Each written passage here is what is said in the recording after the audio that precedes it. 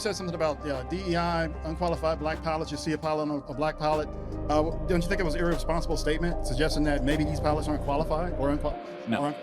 But I'll tell you exactly what I said and why I said it. Okay, go ahead. I said United Airlines is saying that they want 40% of all their pilots to be people of color or women. We have learned that we have relaxed standards. Anytime we reach racial quotas, we relax the standards. Air traffic control, professors, or college admissions. Therefore, when it comes to pilots or surgeons, if I see somebody who is black, as I said on the show, I'm going to hope that that person is qualified because they're begging the question, we're not hiring based on merit anymore. We're hiring based on race. So when you see a black pilot, you wonder, boy, is that person there because they earned it or because they were placed there? See, this is the problem. Charlie didn't say black people couldn't fly planes. What he raised was the concern of DEI hiring practices. Historically, DEI programs and corporations and universities explicitly prioritized race, gender, sexuality, identity in hiring administrations. That's not conspiracy, that's documented policies. Airlines like United and Delta announced diversity goals in pilot recruitment. Now let's apply just a little bit of logic. A statement must mean what it says. His words were about DEI standards, not about blackness as a race. Changing the identity of his statement from questioning hiring practices to calling black people inferior is dishonest. The accusation of racism, that Charlie Kirk was a racist. Black people defended him like he wasn't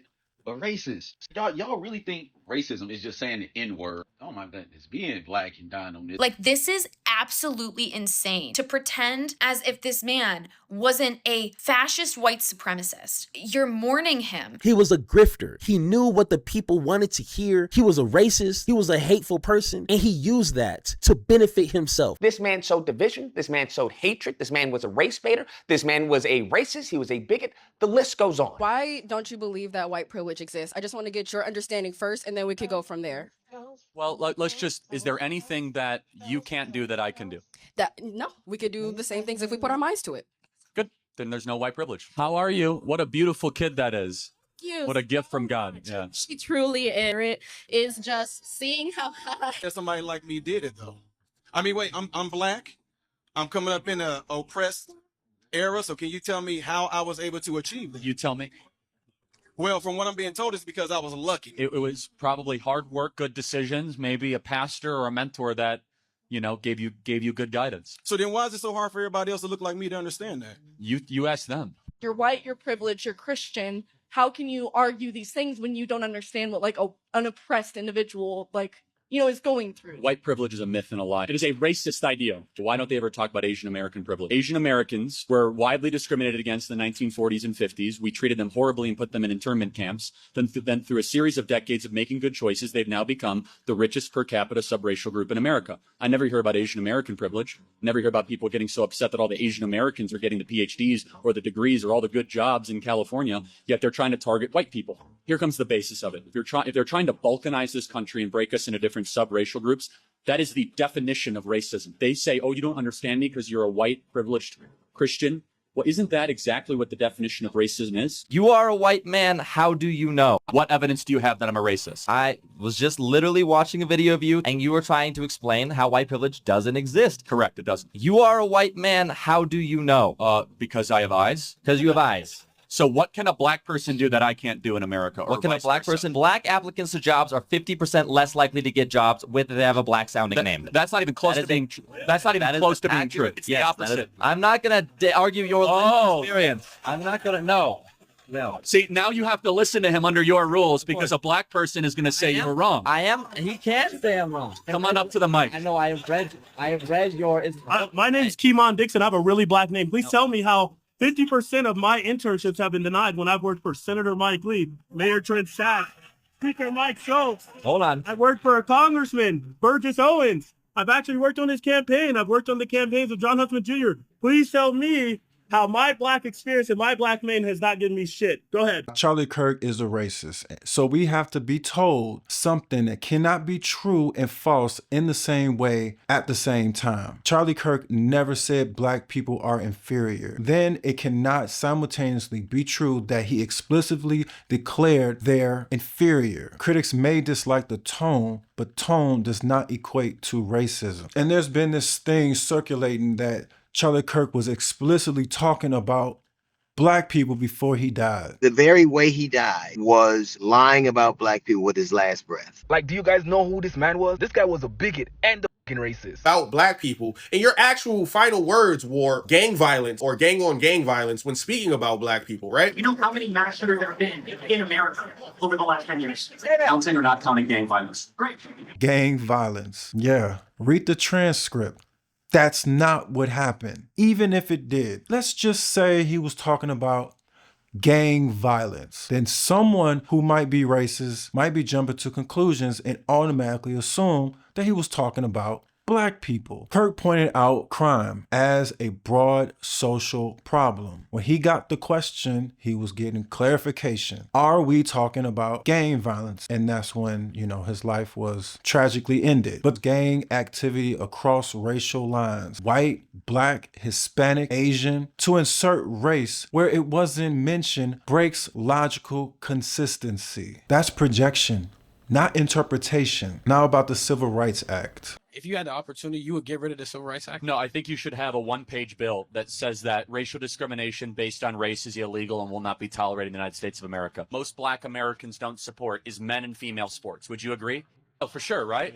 Believe it or not, the Civil Rights Act is now being used to keep men playing in women's sports. The Civil Rights Act was used to help black America originally. Totally get that. But now the way it was written is that any claim of identification, so someone says, I'm a woman, therefore I can compete in your volleyball team, they come in with a civil rights claim. What we're saying is, no, it should be specified to racial, not gender, all that other stuff. And there were all these other provisions as well. Kirk questions whether certain provisions produce long-term unintended consequences. That's historically accurate. Even at the time, senators like Barry Goldwater supported the Civil Rights Act in principle, but argued the act could expand federal control in harmful ways. Debating legislation is not the same as denying humanity. To say you could succeed without it is a critique of dependency, not an erasure of black success. Immigrant groups like Nigerians and Vietnamese have thrived in America without targeted legislation, which demonstrates his point. Progress often comes from self-determination more than government intervention, especially if you think they're racist. And let's talk about hypocrisy, because remember when Macklemore won that Grammy over Kendrick Lamar? Many of the black community argued that it was not deserved, that he was planted in this space. That's a real example of people themselves questioning whether an award reflects talent over optics. To pretend DEI doesn't create similar doubt in the other fields ignores lived experiences. Either DEI influences outcomes or it doesn't. You can't argue that it's real in music, but imaginary in every other sphere. And don't get me wrong, I'm not saying that these things are just and okay, because I know people, if they were living during 9/11, and people were saying that if you saw something that was a little off, they got a little shook. If they saw perhaps someone who didn't look like you and was from a certain region, they profiled you and wondered, I don't know if I feel safe on this plane. That's just human. I am not saying that it's right at all, but you are acting intellectually dishonest, as if someone can't see something and have a question about it. But let's be honest, was his rhetoric harsh? Yes. He said things that offended people. But to call him racist requires evidence to claim racial inferiority. That evidence does not exist. Well, how is it that the NBA is 75% black? It's because they're better at basketball than white people generally are. It's not because it's because of DEI. No, really, what teams say we want the best basketball players, and they end up with a 75% black league. The NFL, it's a cutthroat. His actual statements targeted policies, culture, and outcomes, not biological worth. Even with trans, he was not talking specifically about the people, he's talking about the ideology. And you all take the ideology, personalizing it, and saying that he wanted to erase you. It wasn't biological worth. It was a debate about ideology, differences, saying that he wanted the white country to be this and that or whatever. Here's a news flash that a lot of people are not going to like. You guys keep talking about this white supremacy, white supremacy, white supremacy. Everywhere you go, you get a little taste of white supremacy. If you've only been in America, then you have no idea how much white influence is everywhere, and you can't help it. The only thing you can do is cultivate and mold your own culture rather than fighting something that you can't win. There is English everywhere. And where did that come from? White people. Doesn't make them inferior, just makes them first. It's just something you cannot change. It's like rap. Black people were the first to invent it. You put us out there, guess what? We're the best at it. We own it pretty much. It is what it is. And the longer that we keep trying to fight each other over things that we should be sharing as a culture, as a community, as a country, as a world, we're going to keep going through the same arguments all the time. None of you say anything about any Muslim country and start talking about changing anything. That's their culture, that's their religion, that's what they believe, and that's it. If you don't like it, you can leave. You gotta really understand how benevolent some people are to accept you into their country and not discard you or really do a real, y'all are taking certain things out of context. There was a time where genocide was a real thing. Genghis Khan was a madman. Napoleon, Caesar, Queen of Madagascar. Yeah, these people were tyrants. Hitler, Mao, Stalin. I mean, people took over countries. Look at Japan. One of the most peaceful countries that you could ever see. They used to take over lands and all kind of stuff. Just look up Nat King. They were insane. It was a different time. So I wish people would stop going back and implementing the times from then and putting it in 2020 whatever, because it's wrong. It's historically dishonest. It's not fair, because all you have to do is look at, they could have just threw us all away overboard, send all black people to Haiti, send all black people to Jamaica, or just killed us all. They said, no, we're just gonna keep them around, even if they didn't have good intention. All you have to do is go back and see there was some successful black people. You just keep depending on them. Meanwhile, every other person from other countries come in and they become successful. You call it a luxury to leave a country that has political tyranny and come into a country with opportunity? Yes, to live in Mexico, to be able to go 100 miles north and break into America. Do you know how many people in Pakistan would kill to be on that border? That's why we bring them in. Well, we shouldn't, right? That's the point. And secondly, do you think that you have a right to immigrate to America?